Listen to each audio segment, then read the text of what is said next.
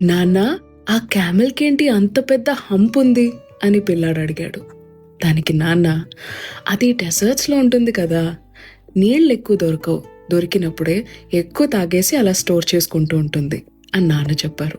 పిల్లాడు మళ్ళీ, నాన్న దానికేంటి అంత పెద్ద కాళ్ళు ఉన్నాయి అని అడిగారు. నాన్న, డెజర్ట్లో మట్టిలో నడవటం ఈజీ కాదు, దానికోసమే కాళ్ళు అలా డిజైన్ చేశాడు దేవుడు అని అన్నాడు. దాని ల్యాషెస్ మరెందుకు అంత పొడుగ్గా ఉన్నాయి అని పిల్లాడు అడిగాడు. దానికి నాన్న, మట్టి కాళ్ళ వరకే ఉంటుందా ఏంటి, కంటి వరకు వస్తుంది కదా, కంట్లో పడకుండా పెద్ద పెద్ద ల్యాషెస్ దేవుడు డిజైన్ చేశాడు అని నాన్న చెప్పారు. అప్పుడు పిల్లాడు అడిగాడు, అదంతా సరే నాన్న, మరి ఎందుకని ఈ క్యామెల్ డెజర్ట్లో ఉండకుండా ఈ జూలో ఉంది అని అడిగాడు. దానికి నాన్న దగ్గర సమాధానం లేదు. చూసి, దేవుడు ప్రతి ఒక్క జీవిని అది ఉండాల్సిన చోట ఎలా ఉండాలో దానికి సరిపడా అన్నీ ఇచ్చి మరీ పంపించాడు.